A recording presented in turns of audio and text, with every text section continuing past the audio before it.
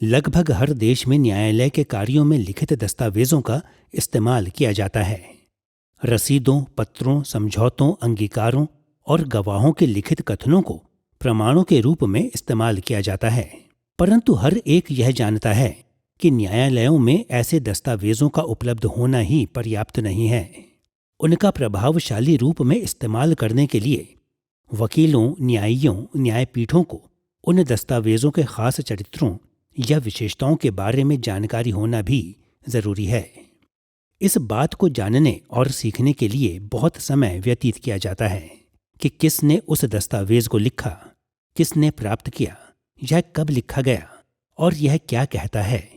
इन दस्तावेजों को सही रूप से इस्तेमाल करने के लिए इन विशेषताओं के बारे में जानना बहुत महत्वपूर्ण है। जब हम मसीही नैतिक शिक्षा के बारे में बात करते हैं तो हम इसी विषय के बारे में सोचते हैं। नैतिक प्रश्न चाहे जो भी क्यों ना हो, हमारे पास सदैव कम से कम एक ऐसा दस्तावेज है जिससे परामर्श लेना हमारे लिए जरूरी है। वह है बाइबल। परंतु बाइबल का हमारे निर्णयों पर क्या प्रभाव पड़ता है, यह अलग अलग व्यक्ति पर निर्भर करता है। कुछ मसीही नैतिक प्रश्नों के सिद्ध उत्तरों के त्रुटि रहित और आधिकारिक स्रोत के रूप में बाइबल पर पूरी तरह से निर्भर होते हैं। अन्य लोग इसकी सलाह को महत्व तो देते हैं, परंतु इसके शब्दों को नमक के दानों के साथ लेते हैं। वहीं कुछ और लोग इसे अप्रासंगिक और आधुनिक संसार से पिछड़ा हुआ मानते हैं। नैतिक शिक्षा में बाइबल की उपयोगिता की इन सभी भिन्न अवधारणाओं में एक बात साझी है। वे सब बाइबल की विशेषताओं के मूल्यांकन पर आधारित हैं। यह अध्याय बाइबल पर आधारित निर्णय लेना की श्रृंखला का तीसरा अध्याय है। हमने इस अध्याय का नाम दिया है पवित्र शास्त्र की विशेषताएं। जैसा कि हमने पिछले अध्याय में देखा है, परमेश्वर का अपना चरित्र हमारा परम स्तर है, वहीं उसका वचन हमारा आधिकारिक प्रकट स्तर है, क्योंकि त्रुटि रहित रूप में परमेश्वर के चरित्र के बारे में हमें सिखाता है। इस अध्याय में हम पवित्र शास्त्र की विशेषताओं पर ध्यान देंगे ताकि हम और अधिक स्पष्टता से देख सकें कि किस प्रकार बाइबल हमारे समक्ष परमेश्वर के चरित्र को प्रकट करती है। पिछले अध्याय में हमने कहा था कि नैतिक निर्णय लेने की क्रिया में सदैव एक व्यक्ति का परिस्थिति के ऊपर परमेश्वर के वचन को लागू करना शामिल होता है, और इस दृष्टिकोण ने यह देखने में हमारा मार्गदर्शन किया कि ऐसे 3 मूलभूत विचार हैं जिन्हें उस समय ध्यान में रखा जाना चाहिए जब हम नैतिक निर्णय लेते हैं। परमेश्वर के वचन का स्तर, एक परिस्थिति के विषय और निर्णय लेने वाला व्यक्ति। हमने इन 3 बातों को नैतिक शिक्षा में निर्देशात्मक, परिस्थिति संबंधी और अस्तित्व संबंधी दृष्टिकोणों के रूप में पहचाना है। इस अध्याय में हम पुनः निर्देशात्मक दृष्टिकोण को संबोधित करेंगे, जिसके द्वारा हम नैतिक निर्णयों के उचित स्तरों की तलाश करेंगे। हम पवित्र शास्त्र की विशेषताओं पर हमारी चर्चा को 2 भागों में बांटेंगे। पहला, हम उन विशेषताओं की जांच करेंगे जो पवित्र शास्त्र में मुख्य रूप से इसके दैवीय लेखक होने के कारण पाई जाती है, अर्थात इसकी सामर्थ्य और अधिकार। दूसरा, हम उन विशेषताओं की जांच भी करेंगे जो पवित्र शास्त्र में इसलिए पाई जाती हैं कि यह मानवीय श्रोताओं के लिए लिखा गया था, अर्थात इसकी स्पष्टता, आवश्यकता और पर्याप्तता। आइए पहले पवित्र शास्त्र के दैवीय लेखक होने पर ध्यान देने के द्वारा आरंभ करें।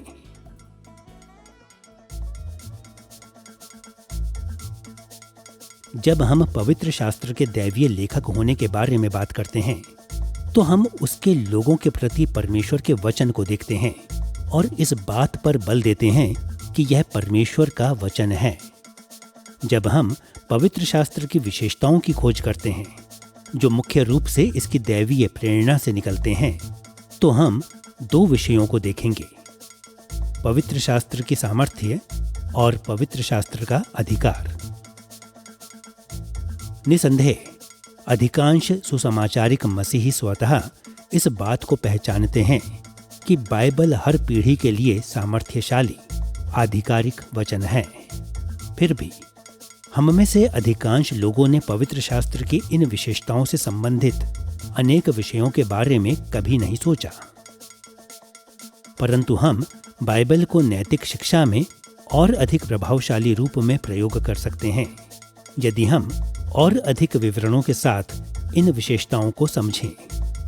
इसलिए आइए पहले हम पवित्र शास्त्र की सामर्थ्य की ओर अपना ध्यान लगाएं। मसीही होने के नाते जब हम नैतिक शिक्षा के विषय को देखते हैं तो हमारी रुचि केवल यह देखने में नहीं है कि क्या अच्छा है और क्या बुरा है। हमारी रुचि उस ज्ञान को नैतिक रूप में प्रशंसनीय कार्य करने, विचार करने और महसूस करने के द्वारा लागू करने में भी है।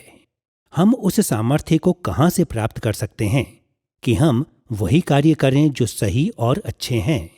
इस कार्य में हमें पवित्र शास्त्र से बहुत सामर्थ्य मिलती है। परमेश्वर के जीवित और सक्रिय वचन के रूप में बाइबल हमें केवल यह नहीं बताती है कि हमें क्या करना है, यह हमें ऐसे रूपों में इस बात पर विश्वास करने और जीने में सामर्थ्य देती है जो परमेश्वर को प्रसन्न करते हैं और उसके आशीषों की ओर अगुवाई करते हैं। आइए हम इस भाव को देखें। पहले परमेश्वर के वचन के भिन्न रूपों में इसकी सामर्थ्य के उदाहरणों को देखने के द्वारा, और दूसरा उन आशयों के देखने के द्वारा जो इस सामर्थ्य का नैतिक निर्णय पर होता है।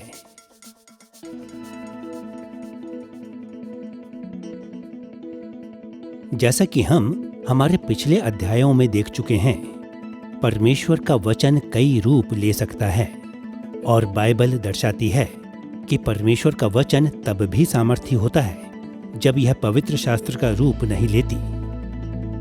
जब हम पवित्र शास्त्र की सामर्थ्य को दर्शाने का प्रयास करते हैं तो हम पहले सृष्टि पर परमेश्वर के वचन की सामर्थ्य को देखने के द्वारा आरंभ करेंगे। दूसरा, हम उसके भविष्यवाणीय वचन की सामर्थ्य को देखेंगे और फिर सुसमाचार के प्रचार की सामर्थ्य को देखेंगे। अंत में हम परमेश्वर के लिखित वचन या पवित्र शास्त्र की सामर्थ्य को देखेंगे। आइए पहले हम सृष्टि पर परमेश्वर के वचन की सामर्थ्य की जांच करने के द्वारा आरंभ करें। जब हम परमेश्वर के वचन की सामर्थ्य पर ध्यान देते हैं तो पहले यह सोचना सहायक होता है कि किस प्रकार उसका वचन सृष्टि के ऊपर सामर्थ्य है। शायद वह स्थान जहां इसे सबसे सरलता से देखा जाता है वह है उत्पत्ति अध्याय 1 का सृष्टि का वर्णन, जहां परमेश्वर के वचन से इस संसार की उत्पत्ति हुई थी। सारे अध्याय में जो एकमात्र कार्य परमेश्वर करता है वह है बोलना, और उसके बोले हुए वचन से वह रचना करता है, आज्ञा देता है और सारे ब्रह्मांड को भर देता है। जैसे कि भजन अध्याय 33 पद 6 और 9 इस वर्णन के बारे में टिप्पणी करते हैं। आकाश मंडल यहोवा के वचन से और उसके सारे गण उसके मुंह के श्वास से बने। जब उसने कहा तब हो गया, जब उसने आज्ञा दी तब वास्तव में वैसा ही हो गया। सृष्टि के दिनों में परमेश्वर के बोलने में बहुत सामर्थ्य थी, इतनी सामर्थ्य कि उसके वचन से सृष्टि उत्पन्न हो गई। इसका अर्थ यह नहीं है कि शब्दों में अपनी सामर्थ्य होती है जिसका परमेश्वर इस्तेमाल करता है, बल्कि परमेश्वर अपनी घोषणाओं को ऐसे पात्रों के रूप में इस्तेमाल करता है जो उसकी ही सामर्थ्य को दर्शाते हैं। परमेश्वर का वचन वह माध्यम है जिसका इस्तेमाल परमेश्वर अपने लक्ष्यों को पूरा करने के लिए करता है, ठीक उसी प्रकार जैसे कि एक व्यक्ति कील को ठोकने के लिए हथौड़े का प्रयोग करता है। दूसरा, पवित्र शास्त्र इस बात को भी स्पष्ट करता है कि परमेश्वर के वचन में बहुत सामर्थ्य होती है जब यह प्रेरणा प्राप्त भविष्यवक्ताओं के मुख से आते हैं। यशायाह अध्याय 55 पद 10 से 11 इस विचार की पुष्टि करते हैं, जहां भविष्यवक्ता ने लिखा, जिस प्रकार से वर्षा और हिम आकाश से गिरते हैं और वहां यूं ही नहीं लौट जाते, वरन भूमि पर पड़कर उपज उपजाते हैं, उसी प्रकार से मेरा वचन भी होगा जो मेरे मुख से निकलता है। वह व्यर्थ ठहरकर मेरे पास ना लौटेगा, परंतु जो मेरी इच्छा है उसे वह पूरा करेगा, और जिस काम के लिए मैंने उसको भेजा है उसे वह सफल करेगा। यद्यपि यह अनुच्छेद परमेश्वर के वचन को उसके मुख से निकलने के बारे में कहता है, संदर्भ में यह स्पष्ट है कि परमेश्वर भविष्यवक्ता यशायाह के प्रचार के बारे में बात कर रहा था। यहूदा के लोगों ने इस प्रभु के वचन को सुना, सीधे परमेश्वर के मुख से नहीं, परंतु यशायाह से। यद्यपि संदेश तब भी सामर्थी था जब यशायाह ने बोला और कहा था, परंतु उसके उद्देश्यों को पूरा करने के लिए इसमें परमेश्वर की सामर्थ्य थी। एक तीसरा तरीका जिसमें हम परमेश्वर के वचन की सामर्थ्य को देख सकते हैं, वह है उसके वचन या सुसमाचार के प्रचार के द्वारा। नया नियम प्रायः इस विचार की पुष्टि करता है जब यह कहता है कि परमेश्वर सुसमाचार के प्रचार के द्वारा कार्य करता है, चाहे प्रचारक त्रुटि रहित रूप में प्रेरणा प्राप्त नहीं होते। उदाहरण के तौर पर रोमियो अध्याय 1 पद 15 से 16 में पौलुस ने प्रत्यक्ष रूप से कहा कि सुसमाचार के प्रचार में परमेश्वर की सामर्थ्य होती है। मैं सुसमाचार सुनाने को भरसक तैयार हूं, इसलिए कि वह हर एक विश्वास करने वाले के लिए उद्धार के निमित्त परमेश्वर की सामर्थ्य है। जो सुसमाचार यहाँ पौलुस के मन में था, वह उन सत्यों का एक दस्ता नहीं है कि परमेश्वर ने क्या किया है, और न ही सुसमाचार के कथनों द्वारा प्रस्तुत परमेश्वर की सामर्थ्य थी। उसका अर्थ यह नहीं था कि सुसमाचार उस परमेश्वर के बारे में है जिसके पास सामर्थ्य है, या फिर उन बातों के विषय में कि परमेश्वर ने अपनी सामर्थ्य से क्या किया है, बल्कि पौलुस का अर्थ था कि सुसमाचार प्रचार करने का कार्य शक्तिशाली है, क्योंकि परमेश्वर लोगों को विश्वास में लाने के लिए प्रचार का इस्तेमाल करता है। पौलुस ने पहला कुरिन्थियों अध्याय 1 पद 18 में ऐसा ही कथन कहा, जहां उसने लिखा, क्योंकि क्रूस की कथा नाश होने वालों के निकट मूर्खता है, परंतु हम उद्धार पाने वालों के निकट परमेश्वर की सामर्थ्य है। फिर से ध्यान दीजिए, पौलुस संदेश के बारे में बात कर रहा था, न केवल संदेश से संबंधित ऐतिहासिक तथ्यों के बारे में। व्यवहारिक रूप में लोग सुसमाचार के दावों के सत्य को स्वीकार नहीं करते और उसके साथ साथ मनुष्य जाति को बचाने के लिए परमेश्वर को मूर्ख समझते हैं।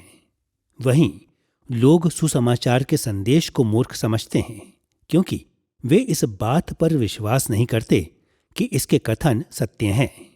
उनके लिए यह एक काल्पनिक कहानी या झूठ है और वे सोचते हैं कि सही सोच वाला कोई व्यक्ति इस पर विश्वास नहीं करेगा। इसी कारण से सुसमाचार अविश्वासियों के लिए मूर्खता है, परंतु संदेश पर विश्वास करने वालों के लिए सुसमाचार परमेश्वर की सामर्थ्य है, क्योंकि यह वह माध्यम है जिसके द्वारा परमेश्वर उन्हें सत्य के उद्धार रूपी ज्ञान की ओर लेकर आता है। यह अनुभव कर लेने के बाद कि परमेश्वर का वचन भविष्यवाणीय वचन और सुसमाचार के त्रुटि अधीन प्रचार में भी सृष्टि के ऊपर सामर्थ्य है, हम परमेश्वर के लिखित वचन अर्थात बाइबल की सामर्थ्य को समझने की दशा में हैं। स्वयं यीशु ने लिखित वचन की सामर्थ्य की ओर इशारा किया जब उसने लूका अध्याय 16 में लाजर और धनी व्यक्ति की चिर परिचित कहानी सुनाई। आपको याद होगा कि जब धनी व्यक्ति की मृत्यु हुई तो उसने नरक से ऊपर देखा कि किस प्रकार लाजर को अब्राहम से राहत मिली। धनी व्यक्ति ने इस बात की चिंता में कि उसका परिवार भी नरक में सड़ेगा, अब्राहम से कहा कि वह लाजर को मृतकों में से जीवित करे और उसे धनी व्यक्ति के परिवार में पश्चाताप का संदेश देने के लिए भेज दे। लूका अध्याय 16 पद 29 से 31 में हम अब्राहम के उत्तर को पाते हैं। उनके पास तो मूसा और भविष्यवक्ताओं की पुस्तकें हैं, वे उनकी सुने। जब वे मूसा और भविष्यवक्ताओं की नहीं सुनते तो यदि मरे हुओं में से कोई जी भी उठे तो भी उसकी नहीं मानेंगे। इस अनुच्छेद के कम से कम 2 तत्व हमारी चर्चा के लिए महत्वपूर्ण हैं। पहला, अब्राहम पवित्र शास्त्र के बारे में बात कर रहा था। उसने मूसा और भविष्यवक्ताओं का उल्लेख किया, परंतु ऐसे लोगों के रूप में नहीं जो एक व्यक्ति के रूप में निरंतर बात करते रहे, परंतु उन लेखकों के रूप में जो बाइबल अर्थात परमेश्वर के लिखित वचन के माध्यम से बात करते रहे। और जिस प्रकार मूसा और भविष्यवक्ताओं के वचन तब शक्तिशाली थे जब परमेश्वर ने उन्हें उनके पृथ्वी पर के जीवनों के दौरान बात करने के लिए प्रेरणा दी थी, वैसे ही वे लिखित रूप में भी निरंतर शक्तिशाली हैं। दूसरा, अब्राहम ने कहा कि परमेश्वर से प्रेरणा प्राप्त भविष्यवक्ताओं द्वारा लिखित पवित्र शास्त्र के वचनों में जिस प्रकार मृतकों में से किसी को जीवित करने की अद्भुत चमत्कारिक सामर्थ्य है, वैसे ही इसमें लोगों को पश्चाताप में लाने की अद्भुत सामर्थ्य है। कई रूपों में इस अनुच्छेद में बाइबल में पाए जाने वाले वचन के सामर्थ्य के विषय में सबसे अधिक चौंका देने वाले कथन पाए जाते हैं। हम सब महसूस करते हैं कि मृतकों में से किसी को जीवित होते हुए देखना एक बहुत ही प्रभावशाली अनुभव होगा। इसमें जीवन को बदल देने की सामर्थ्य होगी। परंतु यहाँ यीशु ने वास्तव में यह दिखाया कि बाइबल को पढ़ने में किसी मृतक को जीवित होते हुए देखने से भी अधिक सामर्थ्य होती है। प्रेरित पौलुस ने 2 तीमुथियुस अध्याय 3 पद 15 में इस विचार की पुष्टि की जब उसने लिखा, पवित्र शास्त्र तुझे मसीह पर विश्वास करने से उद्धार प्राप्त करने के लिए बुद्धिमान बना सकता है। पवित्र शास्त्र का अध्ययन करना प्रचार करने जैसा है, क्योंकि यह वह माध्यम है जिसके द्वारा परमेश्वर लोगों को उद्धार के लिए आवश्यक समझ और विश्वास देता है। जिस प्रकार प्रचारित वचन में परमेश्वर की निश्चित सामर्थ्य होती है, वैसे ही बाइबल में भी होती है। सृष्टि में परमेश्वर के वचन की सामर्थ्य, प्रेरणा प्राप्त भविष्यवाणी कथन, त्रुटि अधीन प्रचार और बाइबल के ऐसे ज्ञान के साथ हम नैतिक निर्णय लेने की प्रक्रिया के लिए इन विषयों के आशय पर संक्षिप्त रूप से बात करने की स्थिति में हैं। एक अनुच्छेद जो परमेश्वर के वचन की सामर्थ्य के व्यवहारिक आशयों को स्पर्श करता है, वह है इब्रानियों अध्याय 4 पद 12 और 13। परमेश्वर का वचन जीवित और प्रबल है और मन की भावनाओं और विचारों को जांचता है, और सृष्टि की कोई वस्तु उससे छिपी नहीं है। ध्यान दें, यहाँ पर इब्रानियों का लेखक परमेश्वर के वचन को जीवित और सक्रिय बताता है। यह शिथिल सूचनाओं का सामर्थ्यहीन संकलन नहीं है। इसके विपरीत, जब हम परमेश्वर के वचन को देखते हैं तो हमें उसे उस बात को पूरा करने वाली सामर्थ्य सक्रिय जीवित वस्तु के रूप में देखना चाहिए जिसकी परमेश्वर अभिलाषा करता है। और परमेश्वर का वचन नैतिक शिक्षा के क्षेत्र में क्या करता है? जैसा कि यह अनुच्छेद कहता है, परमेश्वर का वचन हमारे हृदयों को जांचता है। यह हमारे आंतरिक विचारों और लक्ष्यों को भेदने और परखने के योग्य है, और इसमें हमें दंड से बचाने और पवित्र एवं नैतिक जीवन जीने के योग्य बनाने की शक्ति है। सुनिए किस प्रकार पौलुस ने दूसरा तीमुथियुस में उस अनुच्छेद को जारी रखा जिसे हमने अभी पढ़ा था। दूसरा तीमुथियुस अध्याय 3 पद 15 से 17 में उसने लिखा, पवित्र शास्त्र तुझे मसीह पर विश्वास करने से उद्धार प्राप्त करने के लिए बुद्धिमान बना सकता है। हर एक पवित्र शास्त्र परमेश्वर की प्रेरणा से रचा गया है और उपदेश और समझाने और सुधारने और धर्म की शिक्षा के लिए लाभदायक है, ताकि परमेश्वर का जन सिद्ध बने और हर एक भले काम के लिए तत्पर हो जाए। बाइबल की सामर्थ्य मसीह में हमारे आरंभिक विश्वास की अगुवाई में ही नहीं है। परमेश्वर की वाणी के रूप में पवित्र शास्त्र में हमें हर भले कार्य में निपुण करने की सामर्थ्य भी है। पवित्र आत्मा पवित्र शास्त्र को हमें विश्वास और बुद्धि देने एवं हमारे चरित्रों को ऐसे मोड़ने में प्रयोग करता है कि जब नैतिक विकल्पों का सामना करते हैं तो हम अच्छे को चुनने और बुरे को त्यागने के योग्य हो जाते हैं। बहुत बार मसीही स्वयं को नैतिक जीवन जीने के अपने प्रयासों के द्वारा हतोत्साहित पाते हैं। वे सही और अच्छे कार्य करने में असहाय और निर्बल महसूस करते हैं। ऐसी परिस्थितियों में इस बात को जानना उत्साह योग्य है कि पवित्र शास्त्र को सीखना, उनको याद रखना और पवित्र शास्त्र पर मनन करना व्यर्थ का कार्य नहीं है। यह किसी नैतिक पुस्तक को पढ़ने से कहीं अधिक अच्छा है। इसकी अपेक्षा पवित्र शास्त्र में परमेश्वर का वचन हमें परमेश्वर के लिए जीने के योग्य बनाता है। परमेश्वर के वचन को निरंतर सीखना और उस पर मनन करना हमें परमेश्वर की उस सामर्थ्य के संपर्क में लाता है जो सदैव उसके उद्देश्यों को पूरा करेगी। इस प्रकार से पवित्र शास्त्र की सामर्थ्य मसीही नैतिक शिक्षा के लिए बहुत महत्वपूर्ण है। दैवीय प्रेरणा से निकलने वाली बाइबल की दूसरी विशेषता है पवित्र शास्त्र का अधिकार।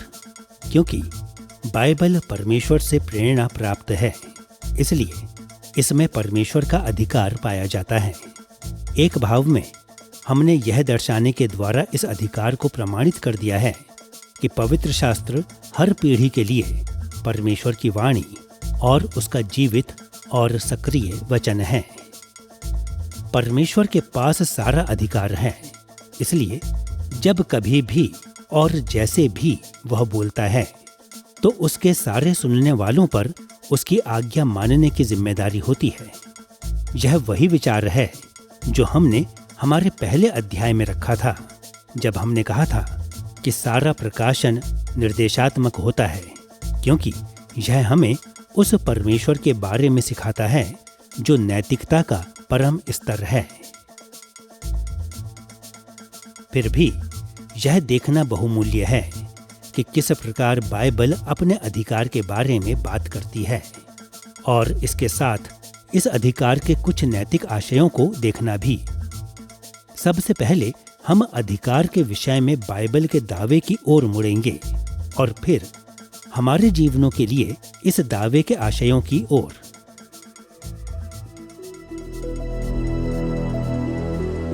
बाइबल कम से कम दो रूपों में दैवीय अधिकार का दावा करती है।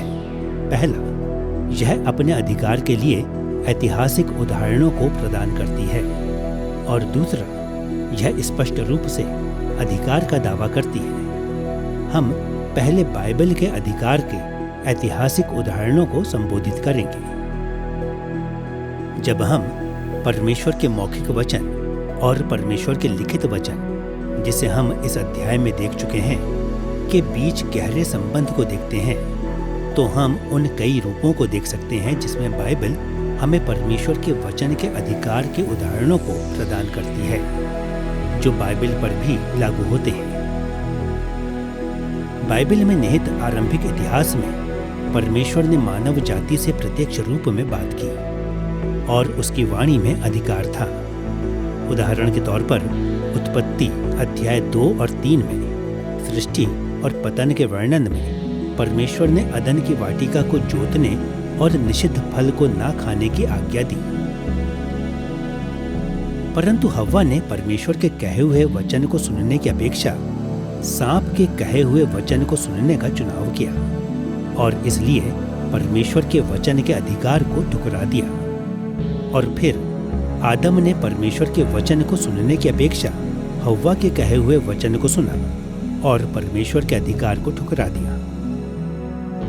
परंतु परमेश्वर के वचन का अधिकार नष्ट नहीं हुआ, बल्कि परमेश्वर ने आदम और हव्वा और उनके साथ सारी सृष्टि को दंड देने के द्वारा अपने कहे हुए वचन के अधिकार को लागू किया। बाद में मूसा के दिनों में परमेश्वर ने अपने मौखिक वचन को लिखित में दिया। मूसा को 10 आज्ञाएं बताने की अपेक्षा उसने इन नियमों को पत्थर की पट्टियों पर लिखा। उसने मूसा को कई अन्य नियम और आज्ञाएं भी दी कि वह उन वचनों को लिख ले। इन सब बातों ने वाचा की पुस्तक की रचना की, जिसे हम निर्गमन अध्याय 24 में पढ़ते हैं। वे अपने लोगों के साथ परमेश्वर की वाचा की प्रतिज्ञाएं थीं और उनमें केवल परमेश्वर का अधिकार ही नहीं था, बल्कि आज्ञा मानने वालों के लिए आशीष और आज्ञा ना मानने वालों के लिए श्राप देने के द्वारा सामर्थ्य के साथ इन नियमों को लागू करने की प्रतिज्ञा भी थी। निर्गमन अध्याय 24 पद 4 से 8 में इस वर्णन को सुने। तब मूसा ने यहोवा के सब वचन लिख दिए। तब वाचा की पुस्तक को लेकर लोगों को पढ़कर सुनाया। उसे सुनकर उन्होंने कहा, जो कुछ यहोवा ने कहा है उस सब को हम करेंगे और उसकी आज्ञा मानेंगे। तब मूसा ने लहू को लेकर लोगों पर छिड़क दिया और उनसे कहा, देखो, यह उस वाचा का लहू है जिसे यहोवा ने इन सब वचनों पर तुम्हारे साथ बांधी है। इस ब्यौरे में हम पाते हैं कि परमेश्वर का मौखिक वचन उसके लिखित वचन का आधार है और कि लिखित वचन परमेश्वर का आधिकारिक वाचाई दस्तावेज है, जिसकी आज्ञा मानने की जिम्मेदारी उसके लोगों पर थी। कई सदियों के बाद जब परमेश्वर के लोगों ने पवित्र शास्त्र में लिखित बातों को ठुकरा दिया, तो परमेश्वर ने अन्य जाति के राष्ट्रों को युद्ध में कष्ट देने के लिए भेजा। यशायाह ने इस समय के दौरान सेवा की और यशायाह अध्याय 42 पद 24 में इन पदों को लिखा, किसने याकूब को लुटवाया और इस्राएल को लुटेरों के वश में कर दिया? क्या यहोवा ने यह नहीं किया जिसके विरुद्ध हमने पाप किया, जिसके मार्गों पर उन्होंने चलना ना चाहा और ना उसकी व्यवस्था को माना? परमेश्वर यशायाह के दिनों में अपने वचन को लागू करने से नहीं हिचका, वैसे ही जैसे वह अदन की वाटिका में लागू करने से नहीं हिचका था। परंतु इस बार जिसका उल्लंघन किया गया था वह परमेश्वर की व्यवस्था थी। यह पवित्र शास्त्र अर्थात परमेश्वर और उसके लोगों के बीच वाचा के लिखित वचन थे। जिस प्रकार परमेश्वर का मौखिक वचन आधिकारिक प्रकाशन है, वैसा ही उसका लिखित वचन भी है। नया नियम भी अपने उदाहरणों के माध्यम से पवित्र शास्त्र के अधिकार की पुष्टि करता है। उदाहरण के तौर पर यीशु ने अपने कार्यों को सही ठहराने और स्पष्ट करने के लिए पवित्र शास्त्र का प्रयोग किया, जैसे कि यूहन्ना अध्याय 17 पद 12 में, जहां उसने इन शब्दों के साथ प्रार्थना की, मैंने तेरे उस नाम से जो तूने मुझे दिया है उनकी रक्षा की। मैंने उनकी चौकसी की और विनाश के पुत्र को छोड़ उनमें से कोई नाश ना हुआ, इसलिए कि पवित्र शास्त्र की बात पूरी हो। यीशु ने यहाँ अपने 11 वफादार चेलों और यहूदा इस्करियोती, जिसने उसे पकड़वाया था, के बीच भेद प्रकट किया और इस भेद में उसने दर्शाया कि 11 को उसकी सुरक्षा और एक को खो देना पवित्र शास्त्र के अनुरूप ही था। प्रेरितों ने भी बाइबल के अधिकार पर उनके विश्वास को दर्शाया। उदाहरण के तौर पर पौलुस ने इस प्रमाण के रूप में पवित्र शास्त्र का प्रयोग किया कि कि मसीहियों को प्रतिशोधी नहीं होना चाहिए। रोमियो अध्याय 12 पद 19 में उसने लिखा, हे प्रियो, अपना पलटा ना लेना, परंतु क्रोध को अवसर दो, क्योंकि लिखा है, पलटा लेना मेरा काम है, प्रभु कहता है, मैं ही बदला दूंगा। यहां पर पौलुस का तर्क दर्शाता है कि जब यह प्रतिशोध लेने का कार्य परमेश्वर का बताता है तो पुराने नियम में अधिकार होता है। अतः पुराने नियम के प्रति नैतिक जिम्मेदारी में अपने पाठकों को रखने के द्वारा पौलुस ने अपने इस विश्वास को दर्शाया कि पवित्र शास्त्र परमेश्वर का आधिकारिक वचन है जो नए नियम के विश्वासियों को एक साथ बांध कर रखता है। उदाहरणों के द्वारा अपने अधिकार को प्रमाणित करने के साथ साथ बाइबल स्पष्ट कथनों के माध्यम से अपने अधिकार को भी प्रमाणित करती है।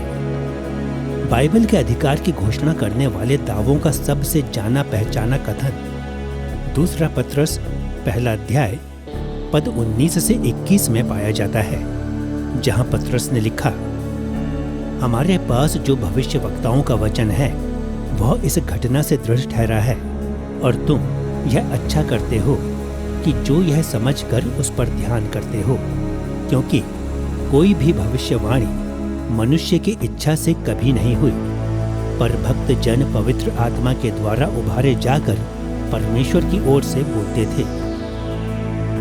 यहाँ पत्रस ने दर्शाया कि पुराने नियम के भविष्यवाणीय लेखन हमारे समय में भी आधिकारिक हैं, क्योंकि ये भविष्यवाणियां परमेश्वर द्वारा प्रेरणा प्राप्त और आधिकारिक थीं। वे ऐसे नैतिक स्तर की रचना करती हैं जिसकी ओर हमें ध्यान देना जरूरी है, अर्थात हमें उस पर विश्वास करना चाहिए जो भविष्य वक्ताओं ने लिखा और उनकी आज्ञा को मानना चाहिए। याकूब ने भी इसे स्पष्ट किया कि पुराना नियम आज भी हमारे लिए परमेश्वर की आधिकारिक आज्ञा है, जैसा कि उसने याकूब अध्याय 2 पद 10 से 11 में लिखा, क्योंकि जो कोई सारी व्यवस्था का पालन करता है परंतु एक ही बात में चूक जाए तो वह सब बातों में दोषी ठहरा, इसलिए कि जिसने यह कहा कि तू व्यभिचार ना करना, उसी ने यह भी कहा कि तू हत्या ना करना। ध्यान दीजिए कि याकूब इस बात पर बल देते हुए कहां तक गया। पहला, उसने बल दिया कि लिखित व्यवस्था आज भी लागू होती है, जो इसे तोड़ते हैं वे दोषी ठहरते हैं। दूसरा, याकूब ने पवित्र शास्त्र के अविरल अधिकार को उसके अधिकार पर आधारित किया जिसने अधिकार दिया, अर्थात परमेश्वर के, क्योंकि बाइबल आज भी परमेश्वर का वचन है, इसमें आज भी परमेश्वर का अधिकार पाया जाता है। हम नए नियम के अधिकारों के दावों को भी पाते हैं। उदाहरण के तौर पर यीशु ने तब अपने प्रेरितों को अधिकार दिया जब उसने यूहन्ना अध्याय 13 पद 20 में ऐसा कहा, मैं तुमसे सच सच कहता हूँ कि जो मेरे भेजे हुए को ग्रहण करता है वह मुझे ग्रहण करता है, और जो मुझे ग्रहण करता है वह मेरे भेजने वाले को ग्रहण करता है। प्रेरितों ने इस अधिकार का प्रयोग केवल बोलने में ही नहीं किया, बल्कि उन दस्तावेजों को लिखने में भी किया जो आज हमारे पास नए नियम में पाए जाते हैं। यह संपूर्ण नए नियम में हर उस उदाहरण में स्पष्ट है जिसमें उन्होंने लिखित आज्ञाएं दी थी, जैसा कि 2 थिस्सलुनीकियों अध्याय 3 पद 6, जहां पौलुस ने लिखा, हे भाइयों, हम तुम्हें अपने प्रभु यीशु मसीह के नाम से आज्ञा देते हैं कि हर एक ऐसे भाई से अलग रहो जो अनुचित चाल चलता है। यहाँ पौलुस ने प्रत्यक्ष लिखित आज्ञा दी जिसमें यीशु मसीह द्वारा उसे दिया गया अधिकार निहित था। यह तरीका प्रेरितों का खास तरीका था। उन्होंने प्रायः लिखित रूप में अपने निर्देशों को पहुंचाने के लिए अपने अधिकार का इस्तेमाल किया, क्योंकि नए नियम में ऐसे दस्तावेज पाए जाते हैं जिन्हें या तो प्रेरितों ने लिखा या प्रमाणित किया। इसलिए इसमें प्रेरितों का अधिकार पाया जाता है, जो कि स्वयं मसीह का अधिकार है। अब जब हमने देख लिया है कि पवित्र शास्त्र अपने अधिकार को प्रमाणित करता है, तो हमें इस विचार के कुछ आशयों को संक्षिप्त रूप से देखना चाहिए। सबसे सरल रूप में कहें तो क्योंकि पवित्र शास्त्र में परमेश्वर का अधिकार पाया जाता है, इसलिए हमारी यह नैतिक जिम्मेदारी है कि हमारी सारी इच्छाएं, कार्य, विचार और भावनाएं इसके सदृश बने। हम यह कह सकते हैं कि नैतिक व्यवहार प्रभु के वचन का पालन करने से जुड़ा हुआ होता है, और प्रभु के वचन का पालन करना कम से कम 2 रूपों में होना चाहिए। हमें इसकी सारी आज्ञाओं को मानने के द्वारा पवित्र शास्त्र की चौड़ाई के सदृश बनना चाहिए, और समर्पण एवं बोध के साथ इन आज्ञाओं को मानने के द्वारा हमें इसकी गहराई के सदृश भी बनना चाहिए। एक ओर परमेश्वर के लोगों को बाइबलीय निर्देशों का पालन करना चाहिए। मसीह के अनुयायियों को ना तो उसका पालन नहीं करना चाहिए जो हम पसंद करते हैं, और ना ही उसे नज़रअंदाज करना चाहिए जो हम पसंद नहीं करते। अब हमें यह स्वीकार कर लेना चाहिए कि ऐसी कुछ बातें जिनकी मांग बाइबल हमसे करती है, वे अन्य बातों से अधिक कठिन होती हैं, परंतु हमें फिर भी उनके प्रति समर्पित रहने के लिए बुलाया गया है, जिसकी आज्ञा पवित्र शास्त्र में परमेश्वर ने दी है। उदाहरण के लिए निर्गमन अध्याय 15 पद 26 को सुने, जहां यहोवा ने इस्राएल से ये शब्द कहे, यदि तू अपने परमेश्वर यहोवा का वचन तन मन से सुने और जो उसकी दृष्टि में ठीक है वही करे और उसकी सब विधियों को माने, तो जितने रोग मैंने मिस्रियों पर भेजे हैं उनमें से एक भी तुझ पर ना भेजूंगा। जिस समय इस्राएल के लोग लिखित रूप में परमेश्वर की आज्ञाओं को प्राप्त कर रहे थे, परमेश्वर ने अपनी सारी विधियों को मानने के साथ सही कार्य करने को भी रखा।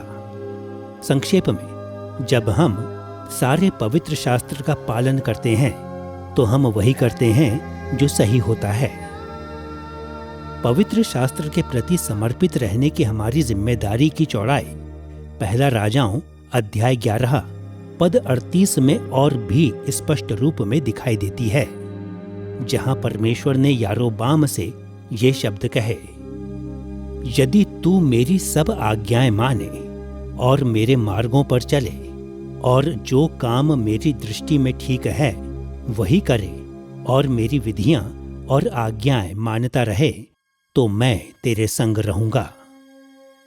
आपको याद होगा कि इस श्रृंखला के हमारे पहले अध्याय में हमने नैतिक अच्छाई को परमेश्वर द्वारा आशीषित करने के रूप में परिभाषित किया था। यहां परमेश्वर ने यारोबाम से आशीष की प्रतिज्ञा की, यदि यारोबाम वही करे जो सही हो, और परमेश्वर ने स्पष्ट रूप से परिभाषित किया कि सही क्या है, अर्थात वही जिसकी आज्ञा परमेश्वर देता है। अच्छाई परमेश्वर की व्यवस्था के कुछ हिस्सों को मानने और कुछ को ठुकराने में नहीं पाई जाती।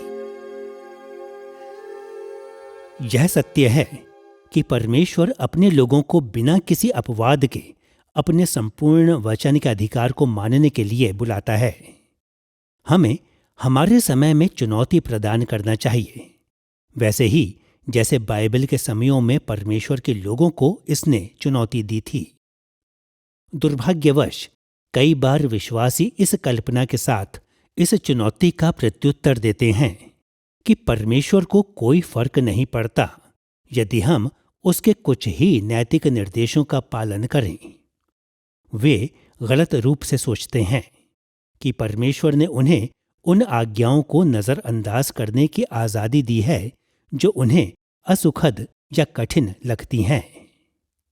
परंतु यदि हम पवित्र शास्त्र की कुछ नैतिक शिक्षाओं के हमारे तिरस्कार को सही ठहराने का प्रयास नहीं भी करते, तो भी हमें यह महसूस करने की जरूरत है कि हम सब अनजाने में कुछ बातों को ही चुनने के जाल में फंस जाते हैं।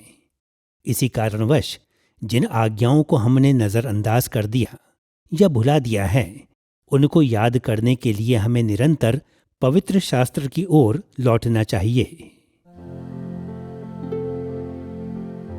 दूसरी बात यह है, परमेश्वर के वचन का हमारे ऊपर अधिकार है, न केवल इसकी शिक्षा की पूरी चौड़ाई में, बल्कि आज्ञाकारिता की उस गहराई में भी जिसकी मांग यह हमसे करता है। उदाहरण के तौर पर पुराने और नए नियम में बाइबल पवित्र शास्त्र के प्रति आज्ञाकारिता को परमेश्वर के लिए प्रेम के साथ जोड़ती है। नैतिक अच्छाई को ईर्ष्या रूपी आज्ञाकारिता या परमेश्वर के प्रति प्रेम के बिना अच्छाई के प्रति प्रेम के द्वारा प्राप्त नहीं किया जा सकता, बल्कि कर्तव्य का आधार यह सच्चाई है कि परमेश्वर ने हमें प्रेम और अधिकार के साथ उसके इच्छित सेवक होने के लिए बुलाया है। सुनिए किस प्रकार मूसा ने इस विचार को व्यवस्था विवरण अध्याय 7 पद 9 और 11 में व्यक्त किया। तेरा परमेश्वर यहोवा विश्वास योग्य ईश्वर है, और जो उससे प्रेम रखते और उसकी आज्ञाएं मानते हैं, उनके साथ वह 1000 पीढ़ी तक अपनी वाचा पालता और उन पर करुणा करता रहता है। इसलिए इन आज्ञाओं, विधियों और नियमों को जो मैं आज तुझे चिताता हूं, मानने में चौकसी करना, क्योंकि परमेश्वर ने हमें अपने साथ प्रेम पूर्ण संबंध में बुलाया है। इसलिए हमारी यह जिम्मेदारी है कि हम उसकी उन आज्ञाओं को माने जो पवित्र शास्त्र में हमारे लिए लिखी गई हैं। स्वयं यीशु ने लगभग ऐसे ही विचार को नए नियम में दोहराया। यूहन्ना अध्याय 14 पद 15 और 21 में उसने अपने शिष्यों से कहा, यदि तुम मुझसे प्रेम रखते हो तो मेरी आज्ञाओं को मानोगे। जिसके पास मेरी आज्ञा है और वह उन्हें मानता है, वही मुझसे प्रेम रखता है। और अपने उदाहरण के द्वारा उसने दर्शाया कि हमें इस प्रकार की प्रेम पूर्ण आज्ञाकारिता पिता के प्रति भी दिखानी है, जैसा कि यूहन्ना अध्याय 14 पद 31 में यीशु ने कहा, संसार जाने कि मैं पिता से प्रेम रखता हूं, और जिस तरह पिता ने मुझे आज्ञा दी मैं वैसे ही करता हूं। पवित्र शास्त्र बार बार दर्शाता है कि जो नैतिक मांगें परमेश्वर हम पर रखता है, वे हमारे प्रति उसके प्रेम पर आधारित हैं और उसके प्रति हमारे प्रेम में पूरी होनी है।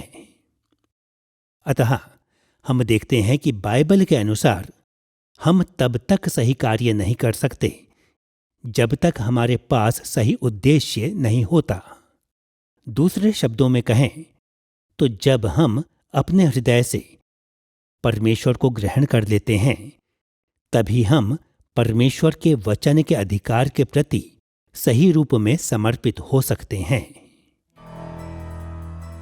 अब जब हमने पवित्र शास्त्र की सामर्थ्य और अधिकार को देख लिया है, अर्थात वे विशेषताएं जो पवित्र शास्त्र में मुख्य रूप से इसके दैवीय लेखक होने के कारण पाई जाती है, तो हमें हमारा ध्यान हमारे दूसरे विषय की ओर लगाना चाहिए। पवित्र शास्त्र की वे विशेषताएं जो इसके मानवीय श्रोताओं से गहराई से जुड़ी होती हैं। जब परमेश्वर ने पवित्र शास्त्र के लेखकों को प्रेरणा और अधिकार प्रदान किया, तो उसके मन में एक विशेष लक्ष्य था। विशेष रूप में वह अपनी इच्छा और अपने चरित्र के विषय में अपने लोगों को स्पष्ट प्रकाशन देना चाहता था, ताकि वे और बेहतर रूप में उसके सदृश्य बन सकें। इसलिए हमारे अध्याय में इस बिंदु पर हम हमारे ध्यान को उन विशेषताओं की ओर लगाएंगे जो पवित्र शास्त्र में मुख्यतः इसलिए पाई जाती हैं कि परमेश्वर ने इसके लिए अपने लोगों को प्रेरणा दी थी। हमारी चर्चा का यह पहलू पवित्र शास्त्र की 3 विशेषताओं को देखेगा। इसकी स्पष्टता, इसकी आवश्यकता और इसकी पर्याप्तता। आइए पहले हम पवित्र शास्त्र की स्पष्टता को देखें।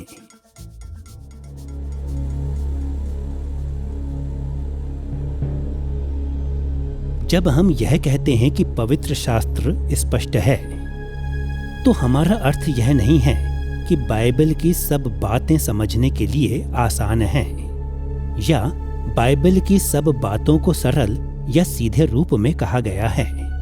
इसकी अपेक्षा हमारा अर्थ है कि यह धुंधला नहीं है, यह ऐसे गुप्त अर्थों से भरा हुआ नहीं है जो रहस्यमयी माध्यमों से या विशेष आत्मिक वरदानों से या कलीसिया के खास अधिकारियों के द्वारा ही जाना जाता है।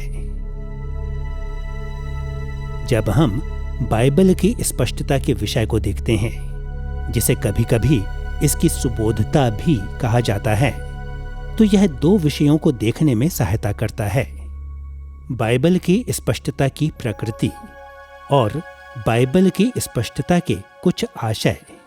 आइए पहले हम पवित्र शास्त्र में पाई जाने वाली स्पष्टता की प्रकृति के विषय में सोचें। विश्वास का वेस्टमिंस्टर अंगीकरण पवित्र शास्त्र की स्पष्टता की प्रकृति का अच्छा परिचयात्मक सारांश प्रदान करता है। अध्याय 1 के खंड 7 में यह कहता है, पवित्र शास्त्र की सारी बातें एक जितनी सरल नहीं हैं और न ही एक जितनी स्पष्ट हैं। फिर भी जो बातें उद्धार के लिए जानने, विश्वास करने और पालन किए जाने के लिए जरूरी हैं, वे स्पष्ट रूप से प्रस्तुत हैं और पवित्र शास्त्र के किसी न किसी हिस्से में उन्हें स्पष्ट किया गया है, ताकि न केवल विद्वान बल्कि अशिक्षित लोग भी साधारण माध्यमों का सही इस्तेमाल करके उनके पर्याप्त ज्ञान को प्राप्त कर सकते हैं। यह अंगीकरण पवित्र शास्त्र की स्पष्टता के दो पहलुओं को संबोधित करता है।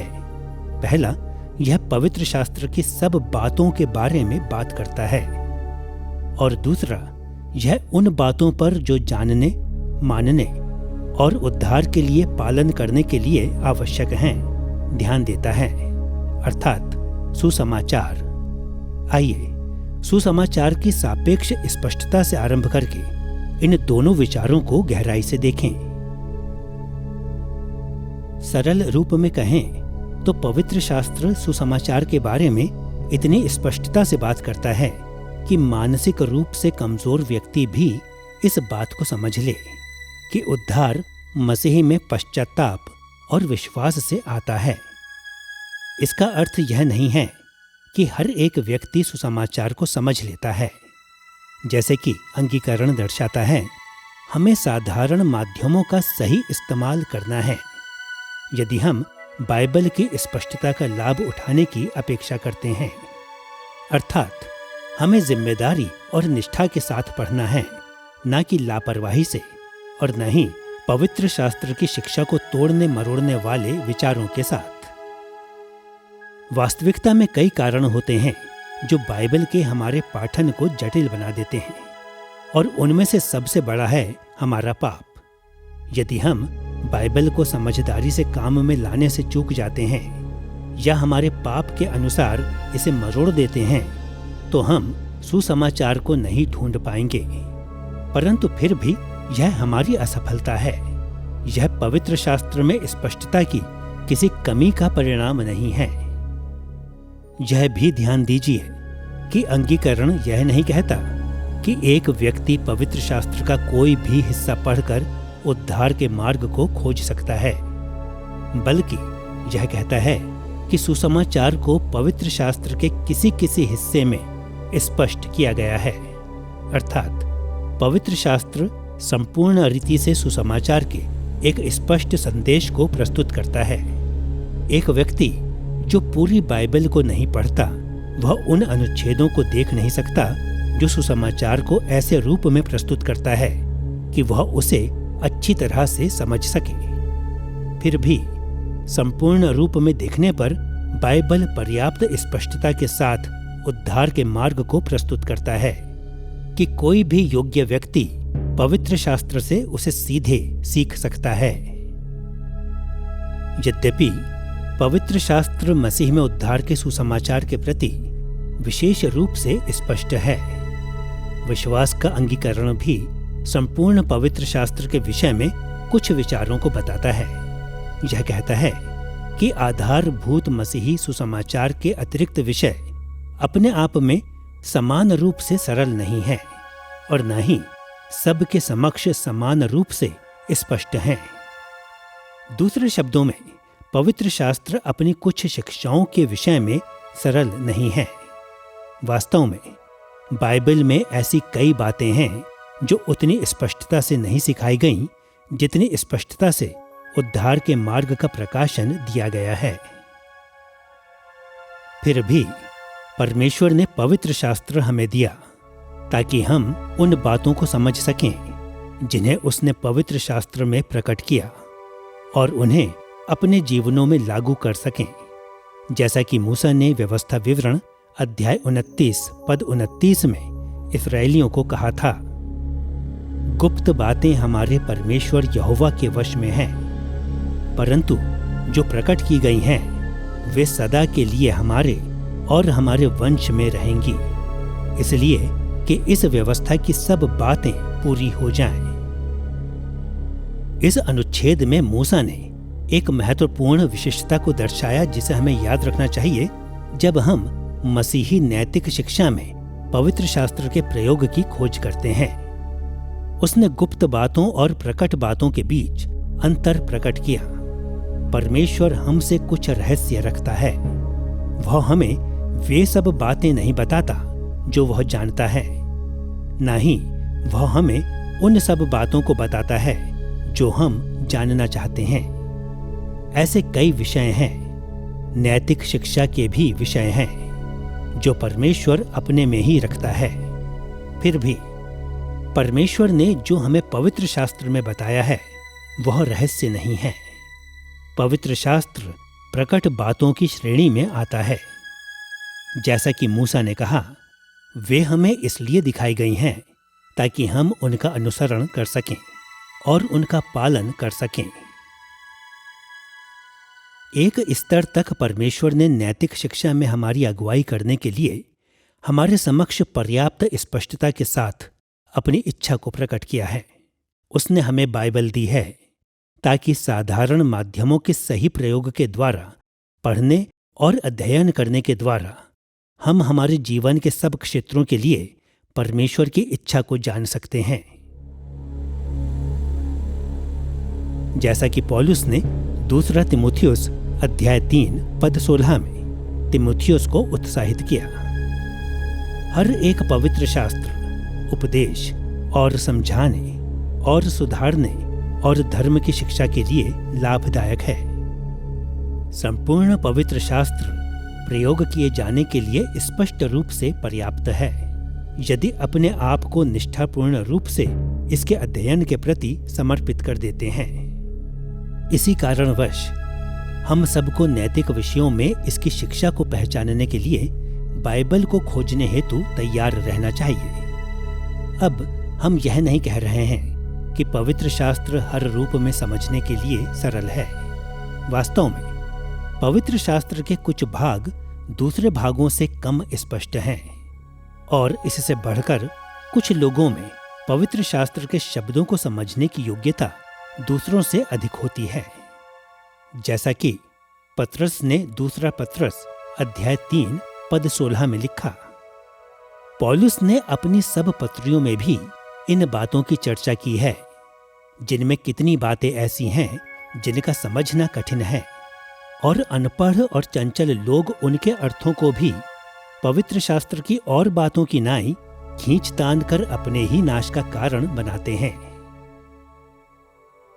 सब लोगों के पास बाइबल को समझने की समान योग्यता नहीं होती और ना ही सब लोग इसका अध्ययन करने में समान प्रयास करते हैं। फिर भी यदि हम पर्याप्त रूप से स्वयं को इसमें लगाते हैं तो हम सब नैतिकता के उसके स्तर के सदृश बनने के लिए पर्याप्त रूप से परमेश्वर की इच्छा को जान सकते हैं। अब जब हमने पवित्र शास्त्र की स्पष्टता को खोज लिया है, तो हम दूसरी विशेषता को देखने के लिए तैयार हैं, जो पवित्र शास्त्र में मुख्य रूप से इसलिए पाई जाती है क्योंकि इसे मानवीय श्रोताओं के लिए लिखा गया था। इसकी आवश्यकता। जब हम पवित्र शास्त्र की आवश्यकता के बारे में बात करते हैं तो मन में यह बात है कि लोगों को बाइबल की जरूरत है, विशेषकर नैतिक निर्णय लेने के लिए। जब हम पवित्र शास्त्र के लिए हमारी जरूरत को खोजते हैं तो हम 3 विषयों को देखेंगे। उद्धार के लिए पवित्र शास्त्र की आवश्यकता, विश्वास योग्य जीवन के लिए पवित्र शास्त्र की आवश्यकता और पवित्र शास्त्र के लिए हमारी जरूरत के आशय। पहली बात, पवित्र शास्त्र उद्धार का मार्ग पाने हेतु लोगों के लिए आवश्यक है। जैसा कि हमने पिछले अध्याय में देखा, सामान्य, विशेष और अस्तित्व संबंधी प्रकाशन परस्पर काफी निर्भर रहते हैं, परंतु सामान्य और अस्तित्व संबंधी प्रकाशन मनुष्यों को परमेश्वर के स्तर तक ना पहुंचने पर दोषी ठहराने के बारे में पर्याप्त जानकारी देता है। केवल पवित्र शास्त्र उद्धार को प्राप्त करने में पर्याप्त जानकारी देता है। सुनिए किस प्रकार पौलुस ने इस विषय पर रोमियो अध्याय 10 पद 13 से 17 में बात की। जो कोई प्रभु का नाम लेगा वह उद्धार पाएगा। फिर जिस पर उन्होंने विश्वास नहीं किया वे उसका नाम क्यों कर लें, और जिसकी नहीं सुनी उस पर क्यों कर विश्वास करें, और प्रचारक बिना क्यों कर सुने। सो विश्वास सुनने से और सुनना मसीह के वचन से होता है। पौलुस की बात यहाँ पर स्पष्ट है। सुसमाचार का संदेश एक आम माध्यम है जिसके द्वारा परमेश्वर लोगों को विश्वास प्रदान करता है, और मसीह के वचन के बिना लोगों को सुसमाचार का संदेश नहीं मिल सकता। यह मसीह के वचन को अपवादात्मक परिस्थितियों के अतिरिक्त सभी परिस्थितियों में उद्धार का आवश्यक माध्यम बना देता है। एकमात्र अपवाद जो धर्मविज्ञानी विशेषकर पहचानते हैं वह है ऐसे विषय जिसमें बच्चे या अन्य मानसिक रूप से अक्षम लोग सम्मिलित होते हैं। परंतु मसीह का यह वचन क्या है? रोमियो के 10वें अध्याय में पौलुस के मन में मुख्य रूप से सुसमाचार का प्रचार था, परंतु उसके मन में सुसमाचार के संदेश के स्रोत के रूप में स्वयं पवित्र शास्त्र भी था। उदाहरण के तौर पर, जो कोई प्रभु का नाम लेगा वह उद्धार पाएगा वास्तव में व्यवस्था विवरण अध्याय 30 से लिया गया उद्धरण है। इस रूप में पौलुस द्वारा पवित्र शास्त्र का प्रयोग एक उदाहरण के अनुसरण को दर्शाता है जो संपूर्ण पवित्र शास्त्र में पाया जाता है।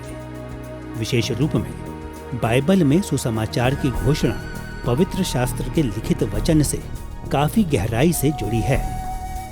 उदाहरण के तौर पर पुराने नियम में परमेश्वर ने प्रायः अपने संदेश सीधे भविष्यवक्ताओं को दिए जिन्होंने लोगों से परमेश्वर के वचन कहे, परंतु परमेश्वर ने इस बात को निश्चित किया कि भविष्यवाणीय वचन लिखित रूप में रखा जाए ताकि यह उनके द्वारा भी सीख लिया जाए जो प्रचार के समय उपस्थित नहीं थे। पुराने नियम के इस उदाहरण का अनुसरण करते हुए प्रेरितों ने पहले सीधे यीशु से सुसमाचार को सीखा और फिर न केवल प्रचार के माध्यम से बल्कि नए नियम में अपने लेखनों के द्वारा भी उन्हें दूसरों तक पहुंचाया। इस प्रक्रिया की व्यवहारिक क्रिया यह है कि मनुष्य सामान्यतः सुसमाचार के ज्ञान को प्राप्त करते हैं और इस प्रकार या तो स्वयं बाइबल पढ़ने के द्वारा या बाइबल पर आधारित प्रचार के द्वारा पवित्र शास्त्र से विश्वास और उद्धार को प्राप्त करते हैं। निसंदेह पवित्र शास्त्र के लिखित वचन और पवित्र शास्त्र पर आधारित प्रचार में महत्वपूर्ण अंतर पाया जाता है। पवित्र शास्त्र परमेश्वर से प्रेरणा प्राप्त है, त्रुटि रहित है और हर विषय में पूरी तरह से आधिकारिक है। प्रचार ऐसा नहीं है। जब तक प्रचार पवित्र शास्त्र के प्रति विश्वास योग्य रहता है, तब तक यह सच्चा, आधिकारिक और सामर्थी है। परंतु क्योंकि हम पतित मनुष्य हैं, प्रचार कभी पूरी तरह से पवित्र शास्त्र के प्रति सच्चा नहीं हो पाता। प्रचार के विपरीत पवित्र शास्त्र स्थिर और अपरिवर्तनीय है। यह निर्भर रहने योग्य और विश्वास योग्य स्तर है। प्रचार, कलीसियाई परंपरा, धर्म विज्ञानी निर्देश और जानकारी के कई अन्य स्रोत सब सहायक हैं, परंतु इन सब में सत्य और भ्रांति का मिश्रण होता है। केवल पवित्र शास्त्र पूरी तरह से बिना किसी त्रुटि के संदेह रहित रूप में विश्वसनीय है। इसलिए पवित्र शास्त्र सुसमाचार के अभिलेख और सुसमाचार के प्रचार के आधार और मानक के रूप में आवश्यक है। दूसरा, पवित्र शास्त्र नैतिक जीवन के लिए भी आवश्यक है। आपको याद होगा कि पिछले अध्याय में हमने प्रमाणित किया था कि सामान्य, विशेष और अस्तित्व संबंधी प्रकाशन सब सच्चे और आधिकारिक हैं। फिर हम पवित्र शास्त्र को आवश्यक प्रकाशन के विशेष विषय के रूप में क्यों अलग करते हैं? इसका उत्तर यह है कि जहां सामान्य और अस्तित्व प्रकाशन त्रुटि रहित और आधिकारिक हैं, वहीं वे व्याख्या करने के रूप में पवित्र शास्त्र से कठिन हैं। पाप ने मनुष्य जाति में भ्रष्ट प्रकृति को डाल दिया है, जिससे हम उस शुद्ध चिंतन को नहीं देख सकते जो परमेश्वर चाहता है। फलस्वरूप यह जानना प्रायः बहुत मुश्किल हो जाता है कि सामान्य और अस्तित्व संबंधी प्रकाशन की व्याख्या कैसे की जाए। कभी कभी यह बताना लगभग असंभव हो जाता है कि जो हम देख रहे हैं वह सृष्टि में परमेश्वर के अभिप्राय का परिणाम है या पाप द्वारा सृष्टि के भ्रष्टाचार का परिणाम है। और इसके अतिरिक्त पवित्र शास्त्र सामान्य और अस्तित्व संबंधी प्रकाशन से अधिक स्पष्टता और प्रत्यक्ष रूप में बात करता है, और इस प्रकार पवित्र शास्त्र पर हमारे नैतिक निर्णयों को प्रकाशन के अन्य रूपों पर आधारित निर्णयों से अधिक विश्वसनीय बनाते हैं। इसीलिए विश्वास का वेस्टमिंस्टर अंगीकरण अध्याय 1 खंड 10 जानकारी के दूसरे स्रोतों से अधिक पवित्र शास्त्र के महत्व पर बल देता है।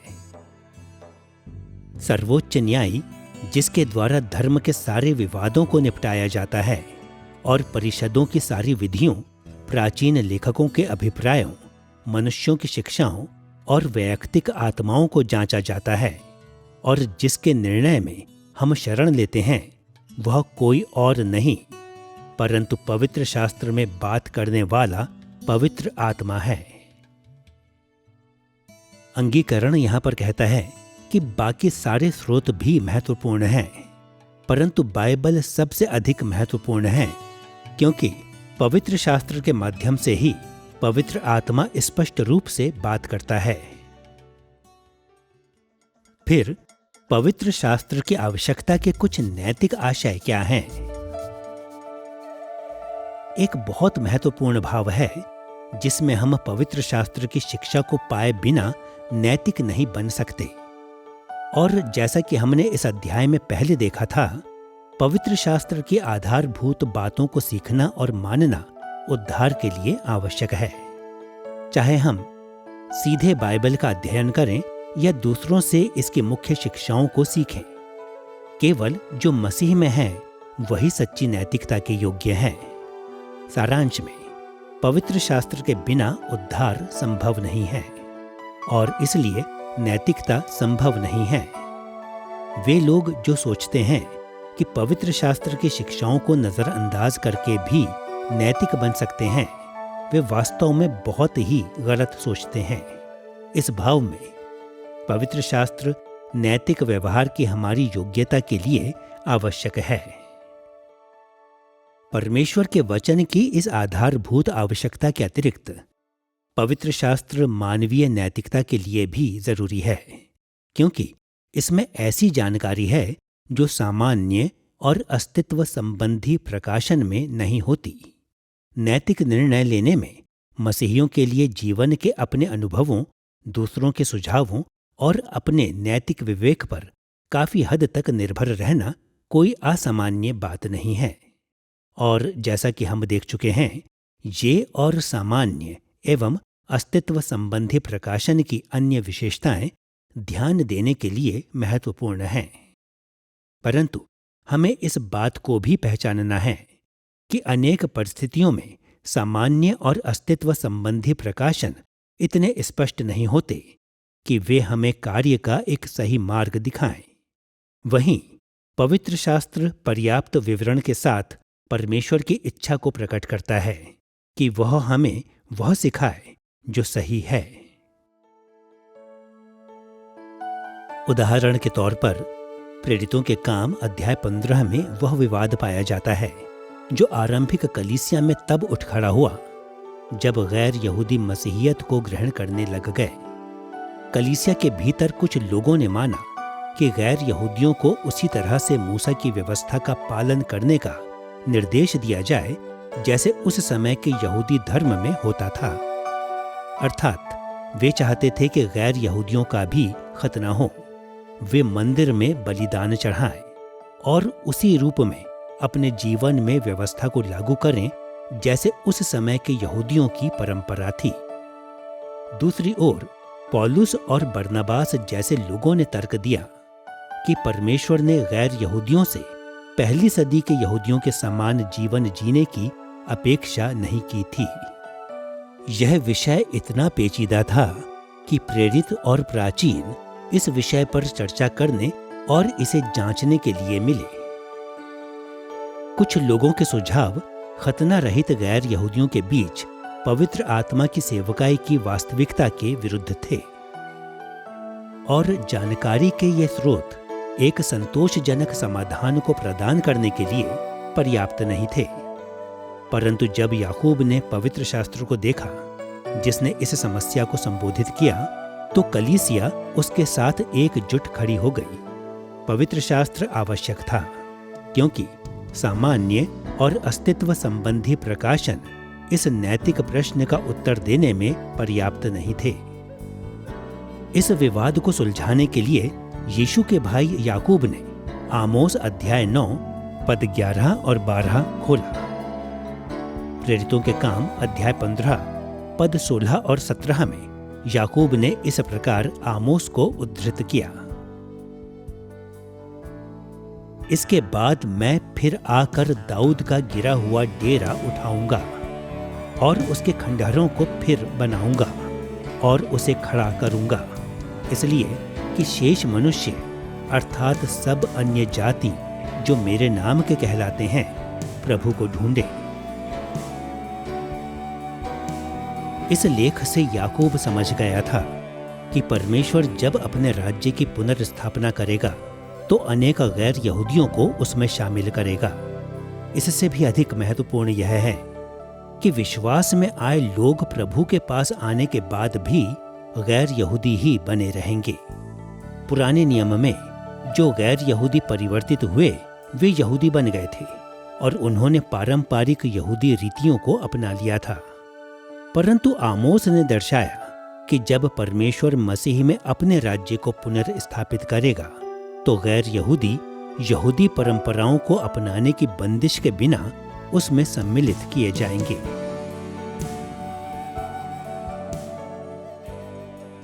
पवित्र शास्त्र की स्पष्टता और आवश्यकता के इस ज्ञान के साथ हम पवित्र शास्त्र की पर्याप्तता को खोजने के लिए तैयार हैं। आधारभूत रूप से यह कहना कि पवित्र शास्त्र पर्याप्त है, इसका अर्थ है कि यह उन उद्देश्यों को पूरा करने के योग्य है जिसके लिए इसे लिखा गया था। परंतु यह आश्चर्य की बात नहीं है कि यह सरल विचार जटिल बन जाता है, क्योंकि मसीहियों के लिए पवित्र शास्त्र के उद्देश्य पर सहमत होना कठिन है। इसलिए जब हम पवित्र शास्त्र की पर्याप्तता के विषय को जांचते हैं तो हम इसकी पर्याप्तता के संबंध में पवित्र शास्त्र के उद्देश्य को देखने के द्वारा आरंभ करेंगे। फिर हम पर्याप्तता की कुछ आम भ्रांतियों को संबोधित करेंगे और अंत में हम उस जाने पहचाने पर भ्रामक विचार के बारे में बात करेंगे जो कहता है कि पवित्र शास्त्र कुछ विषयों पर चुप है।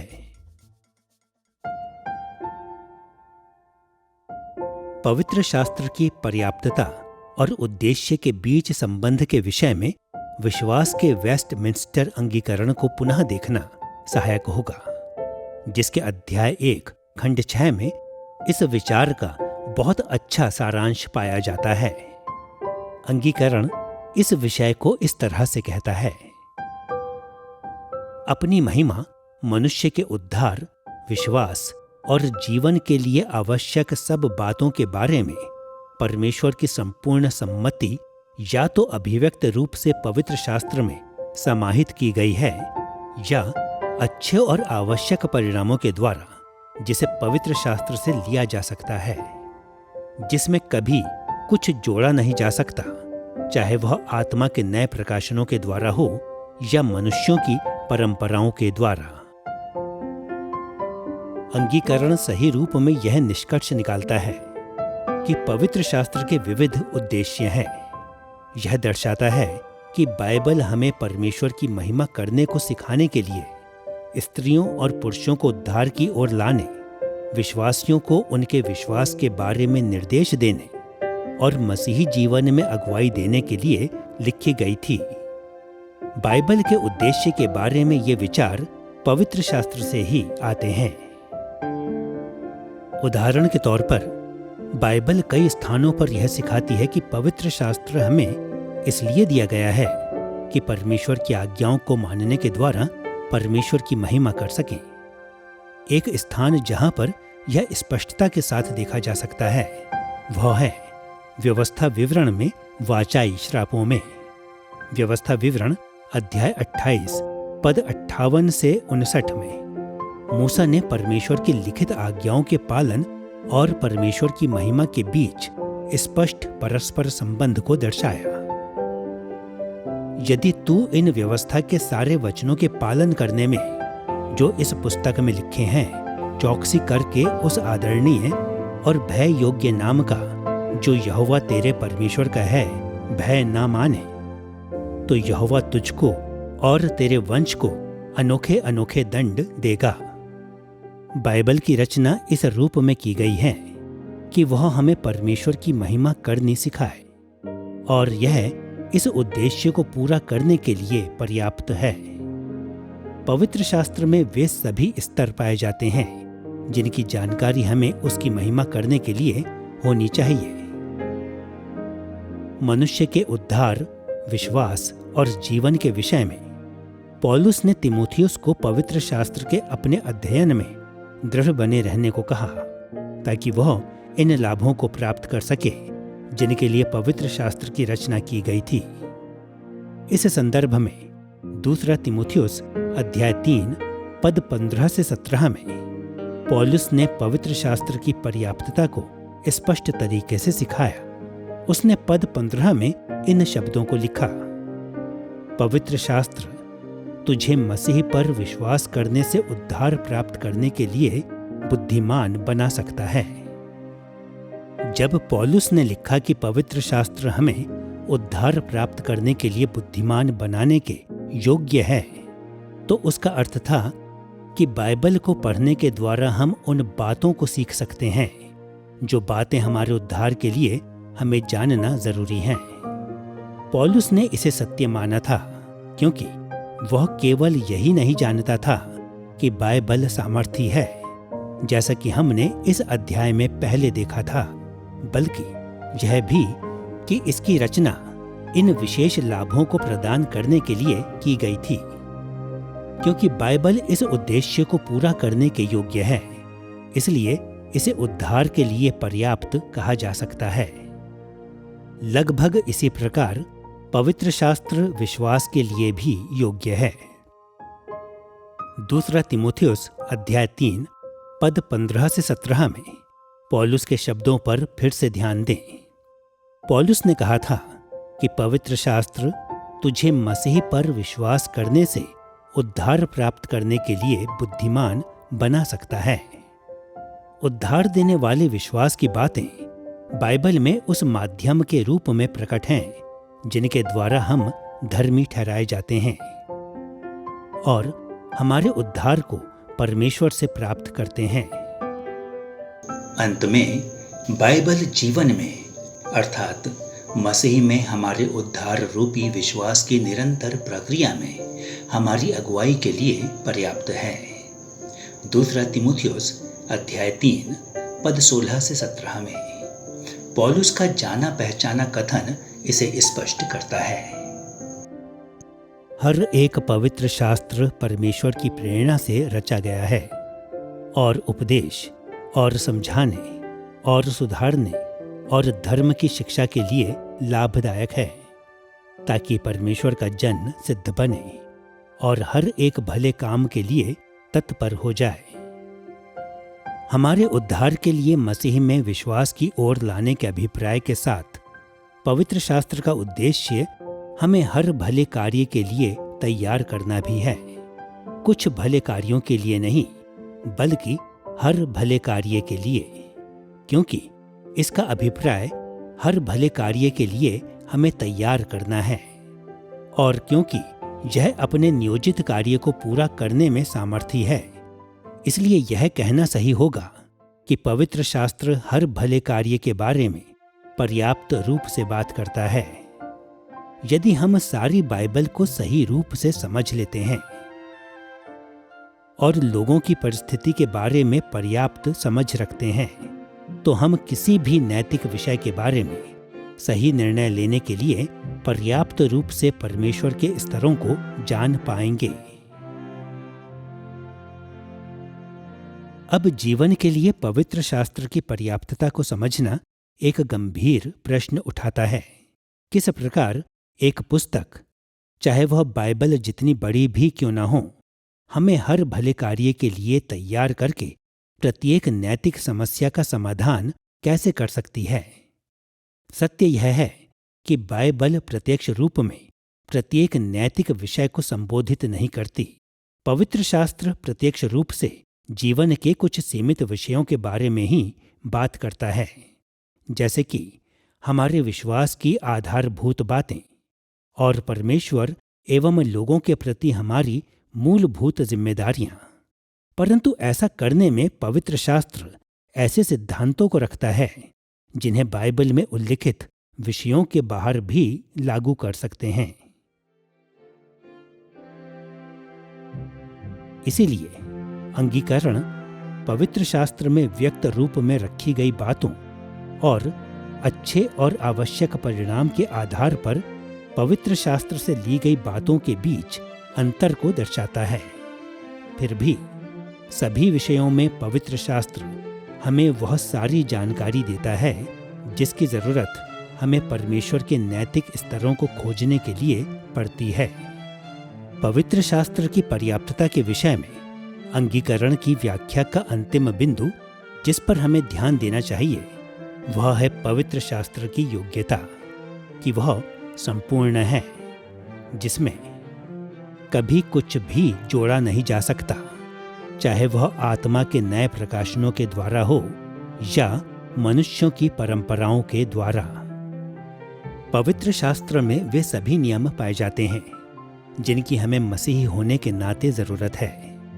मानवीय परंपराओं और अधिकार संरचनाओं, जैसे कि लोक एवं कलीसियाई प्रशासन की प्रभु के लिए आज्ञा माननी जरूरी है, परंतु उन्हें कभी परम या संपूर्ण मानकों के रूप में नहीं माना जाता। मानवीय मानकों का पालन करने या पालन ना करने का निर्णय पवित्र शास्त्र के मानकों पर आधारित होना चाहिए, और मानवीय मानक जब बाइबलीय मानकों के विरोध में होते हैं तो वे सदैव ठुकराए जाएंगे। हम पवित्र शास्त्र में इसे बार बार देखते हैं। उदाहरण के तौर पर यीशु के दिनों में स्थापित यहूदी अगुओं ने मंदिर के क्षेत्र में धन बदलने वालों और बेचने वालों को अनुमति दी थी, परंतु जब यीशु ने इसे देखा तो वह क्रोधित हो गया और उन्हें मंदिर से भगा दिया, क्योंकि मानवीय अगुओं ने मंदिर के क्षेत्र में पवित्र शास्त्र के मानकों के उल्लंघन की अनुमति दे दी थी।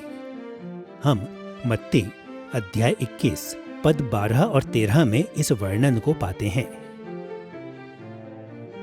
यीशु ने परमेश्वर के मंदिर में जाकर उन सब को जो मंदिर में लेन देन कर रहे थे निकाल दिया और उनसे कहा, लिखा है कि मेरा घर प्रार्थना का घर कहलाएगा, परंतु तुम उसे डाकुओं की खोह बनाते हो।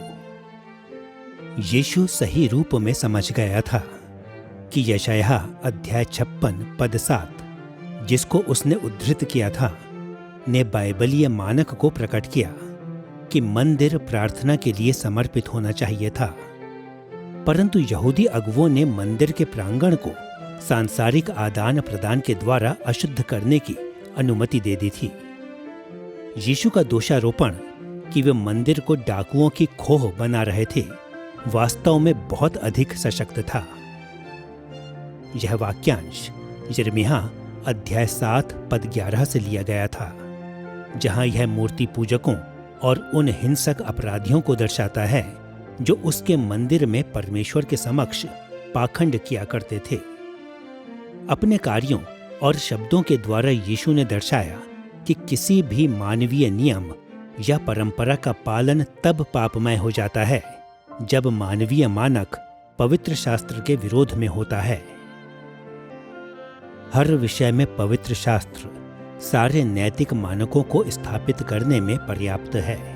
फिर भी मनुष्यों की नैतिक विधियां तब तक ही वैध और मानने योग्य होती हैं जब वे बाइबलीय मानकों के अनुरूप हों।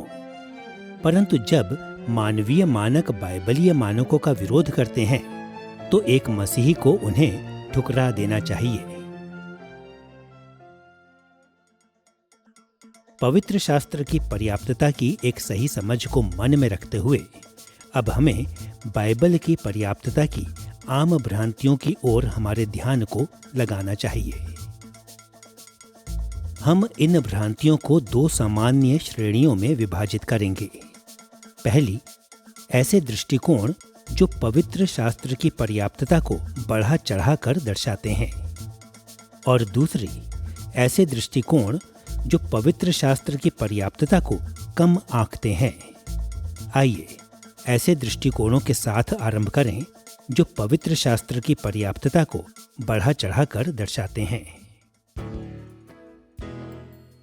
सामान्यतः वे जो पवित्र शास्त्र की पर्याप्तता को बढ़ा चढ़ाकर बताते हैं, उनमें बाइबल के प्रति मजबूत समर्पण पाया जाता है, परंतु उनमें प्रायः सामान्य और अस्तित्व संबंधी प्रकाशनों के प्रति समर्पण का अभाव पाया जाता है। फलस्वरूप वे भ्रांतिपूर्वक मानते हैं कि वे विशेष परिस्थितियों और लोगों के ज्ञान के बिना ही नैतिक प्रश्नों पर पवित्र शास्त्र को सही रूप से लागू कर सकते हैं।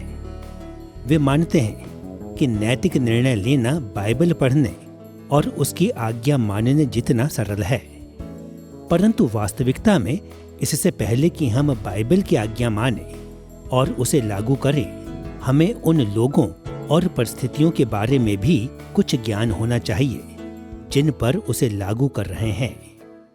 परमेश्वर ने हमें सामान्य और अस्तित्व संबंधी प्रकाशन में जानकारी प्रदान की है। यदि हम प्रकाशन के इन अन्य रूपों को नजरअंदाज कर देते हैं तो हम उन साधनों को नजरअंदाज कर रहे हैं जो उसने हमें पवित्र शास्त्र को पढ़ने और समझने के लिए दिए हैं। परंतु सारी भ्रांतियां बाइबल की पर्याप्तता को बढ़ा चढ़ाकर बताने पर ही आधारित नहीं हैं। बहुत सारी भ्रांतियां इसे कम आंकने से भी निकलती हैं। यह भ्रांति सामान्यतः इस बात पर बल देने से आती है कि बाइबल जीवन के कुछ सीमित क्षेत्रों में ही हमारी अगुवाई करने में पर्याप्त है और कि यह कुछ ही विषयों में हमें नैतिक निर्देश देती है।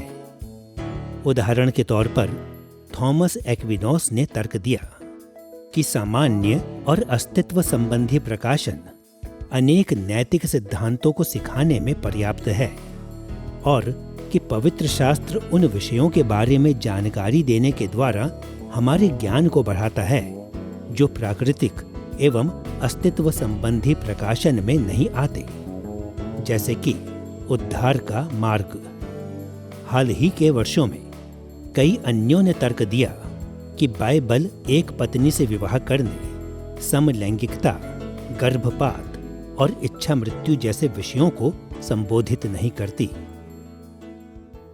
जैसा कि हम देख चुके हैं, प्रत्यक्ष या अप्रत्यक्ष शिक्षा के माध्यम से पवित्र शास्त्र हमें नैतिक नियमों की एक व्यापक प्रणाली प्रदान करता है।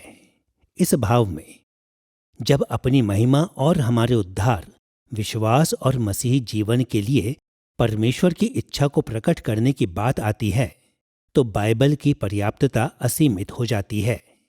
सामान्य और अस्तित्व संबंधी प्रकाशन में कुछ ये नियम भी पाए जाते हैं, परंतु उनमें पवित्र शास्त्र में प्रत्यक्ष या अप्रत्यक्ष रूप से पाए जाने वाले नियमों के अतिरिक्त कुछ नहीं पाया जाता। सरल रूप में कहें तो बाइबल जीवन के हर क्षेत्र के बारे में पर्याप्त रूप में बात करती है। इसलिए परमेश्वर के प्रति हमारा सच्चा कर्तव्य सदैव पवित्र शास्त्र के नियमों को लागू करना है। इस समय हम उस जाने पहचाने परंतु भ्रामक विचार के बारे में बात करेंगे कि पवित्र शास्त्र कुछ विषयों पर चुप है। शायद यह एक सबसे आम रूप है जिसमें अच्छे मसीही भी पवित्र शास्त्र की पर्याप्तता को कम आंकते हैं। विशेषकर मसीही प्रायः सिखाते हैं कि जीवन के कुछ विषय नैतिक रूप में उदासीन हैं, क्योंकि पवित्र शास्त्र हमें इन विषयों के बारे में पर्याप्त जानकारी नहीं देता है। ऐतिहासिक रूप में इन्हें आदियाफोरा के रूप में जाना जाता है।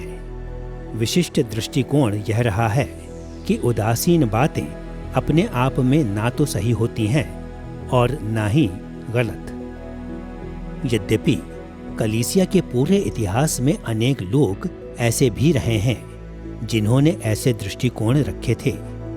यह दृष्टिकोण वास्तव में पवित्र शास्त्र की शिक्षाओं के विरुद्ध हैं। उदाहरण के तौर पर, जहां धर्मविज्ञानी अव्यक्तिगत बातों को उदासीन या निष्पक्ष के रूप में कहते हैं, वहीं बाइबल उन्हें अच्छे के रूप में कहती है।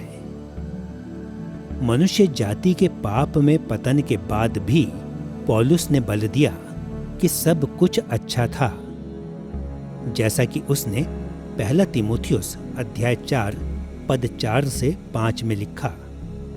परमेश्वर की सृजी हुई हर एक वस्तु अच्छी है और कोई वस्तु अस्वीकार करने के योग्य नहीं, पर यह कि धन्यवाद के साथ खाई जाए, क्योंकि परमेश्वर के वचन और प्रार्थना के द्वारा शुद्ध हो जाती है।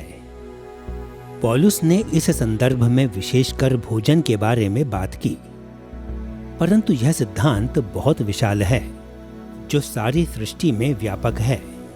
जिस प्रकार परमेश्वर ने सृष्टि के सप्ताह के अंत में स्वयं घोषणा की थी, इस कारणवश अव्यक्तिगत वस्तुएं भी उदासीन नहीं हैं, वे अच्छी हैं।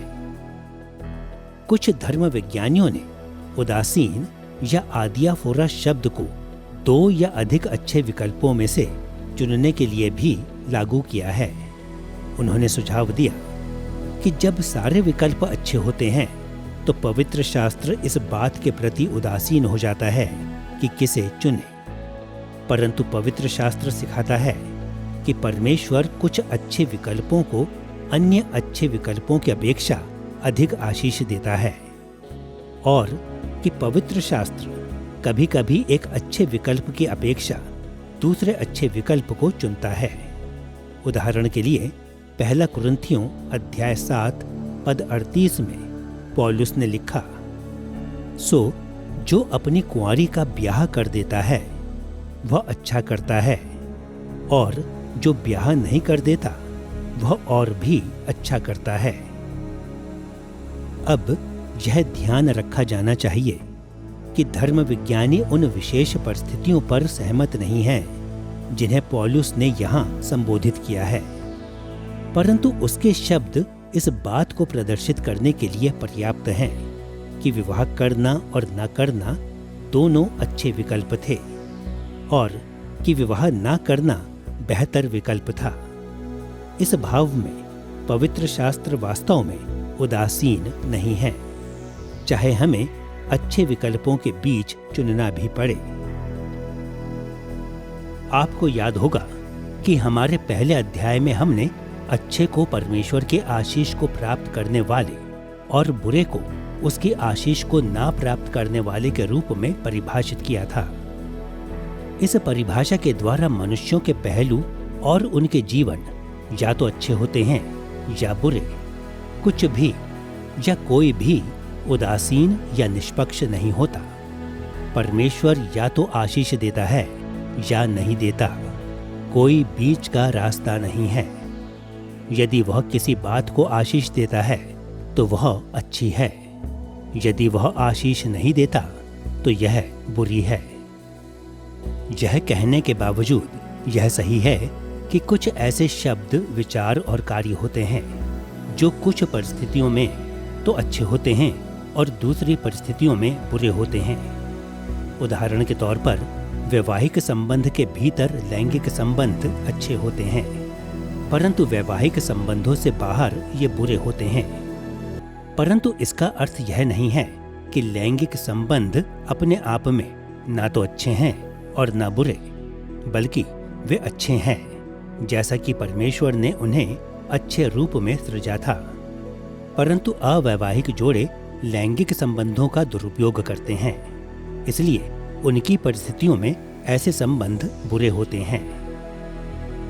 अंत में कुछ धर्म विज्ञानी ऐसे विषयों को शामिल करने के लिए आदियाफोरा श्रेणी का प्रयोग करते हैं, जहां हम यह निर्धारित नहीं कर पाते कि कौन से विकल्प अच्छे हैं और कौन से बुरे।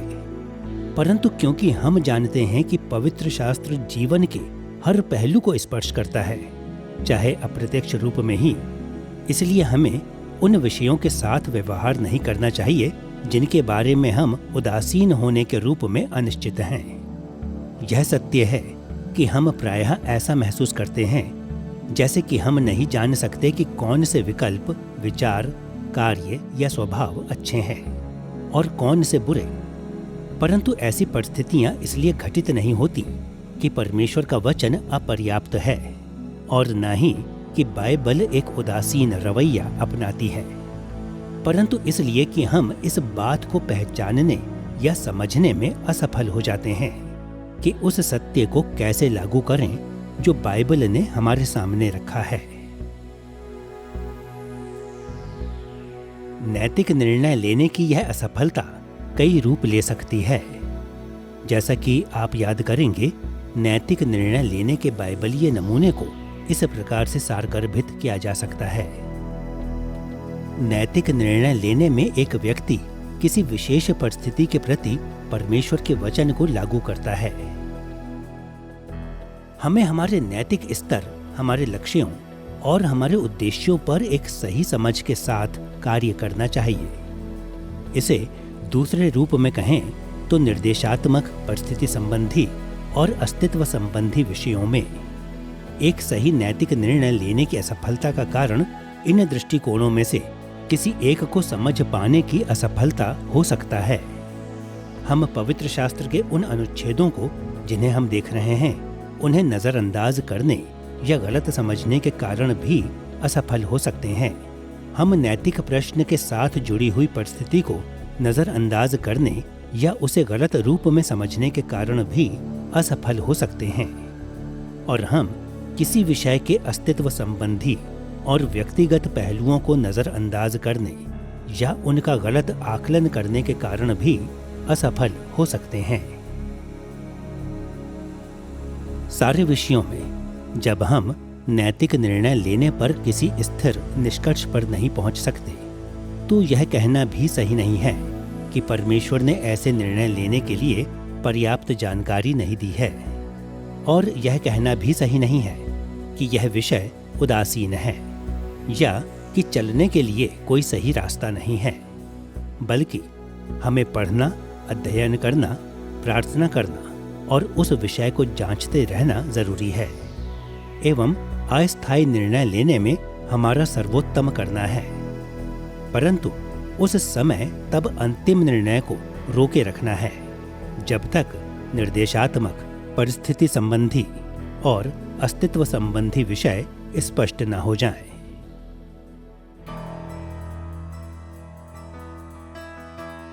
इस अध्याय में हमने पवित्र शास्त्र की कई महत्वपूर्ण विशेषताओं को देखा है। हमने देखा है कि क्योंकि पवित्र शास्त्र परमेश्वर से प्रेरणा प्राप्त है, इसलिए यह सामर्थी और आधिकारिक है। हमने यह भी देखा है कि क्योंकि पवित्र शास्त्र मनुष्यों के लिए लिखा गया है, इसलिए यह स्पष्ट, आवश्यक और पर्याप्त है। जब हम मसीही नैतिक शिक्षा का अध्ययन करते हैं तो पवित्र शास्त्र की विशेषताओं को ध्यान में रखना हमारे लिए कई रूपों में सहायक है। एक बात यह है कि यह हमें याद दिलाता है कि बाइबल नैतिक प्रश्नों का उत्तर देने में अनिवार्य है। हमें सदैव इसके उत्तरों को खोजना चाहिए, क्योंकि यह जीवन के सब पहलुओं में आधिकारिक है और क्योंकि ऐसे कई प्रश्न हैं जिनका उत्तर केवल बाइबल दे सकती है। एक और बात यह है कि पवित्र शास्त्र की विशेषताओं को याद रखना बहुत उत्साहवर्धक है, क्योंकि यह हमें याद दिलाता है कि परमेश्वर ने अपने बारे में और अपने स्तर को सिखाने के लिए पवित्र शास्त्र प्रदान किया है, ताकि हम इससे लाभ प्राप्त कर सकें। और अंत में पवित्र शास्त्र की विशेषताएं हमें हमारे नैतिक निष्कर्षों में आत्मविश्वास प्रदान करती हैं, क्योंकि हम इस बात से आश्वस्त हैं कि बाइबल की नैतिक शिक्षाएं पर्याप्त और स्पष्ट दोनों हैं। अर्थात यह महत्वपूर्ण है कि जब हम मसीही नैतिक शिक्षा के हमारे अध्ययन में आगे बढ़ते हैं तो पवित्र शास्त्र की सारी विशेषताओं को याद रखें और उन पर निर्भर रहें।